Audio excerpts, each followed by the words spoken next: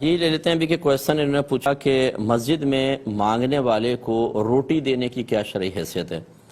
دیکھیں، جو سائل مسجد میں کھڑے ہو کر بلند آواز سے اپنے لیے سوال کرے، اسے چاہے کسی بھی شکل میں آپ کچھ دیں، یہ گناہ ہوتا ہے۔ نہ پیسہ دے سکتے ہیں، نہ روٹی دے سکتے ہیں۔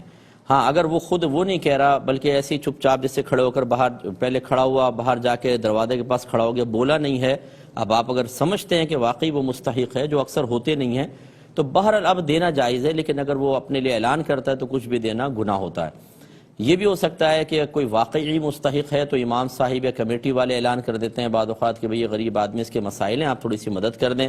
ایسی صورت میں دینا بھی شرعاً جائز ہے، بلکہ اس طرح تو نبی کریم صلی اللہ علیہ وسلم کی طرف سے بھی ترغیب دینا ثابت ہے کہ بعض صحابہ کی امداد کے لیے سرکار نے صحابہ کرام کو اس طرح ارشاد فرمایا ہے۔ لیکن جب سائل اپنے لیے کویسچن کرتا ہے تو پھر فقہا نے اس کو منع کیا، بلکہ یہ فرمایا کہ اگر کوئی ایسے سائل کو دے، اگر 1 درہم دیا ہے تو اب 70 دراہم اس گناہ کے کفارے کے لیے اور خرچ کرے۔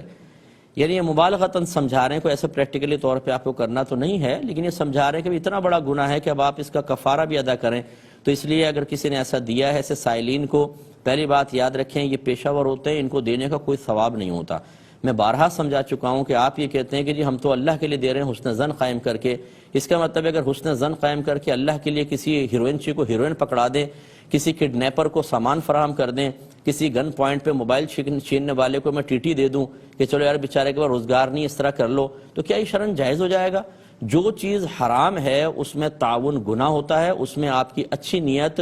اس برائی کو بدل نہیں سکتی ہے، نہ اس کے حق میں بدلے گی وہ گناہ رہے گا، نہ آپ کے حق میں بدلے گی گناہ ہوگا۔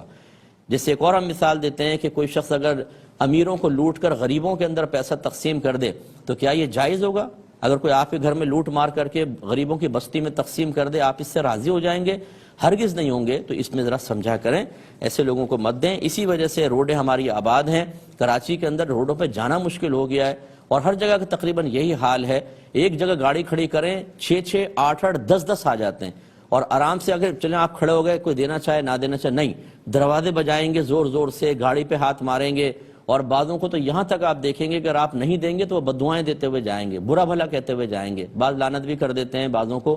یہ جو پیشہ ور قسم کے لوگ ہوتے ہیں، ان لوگوں کو دینا شرعاً جائز نہیں ہے۔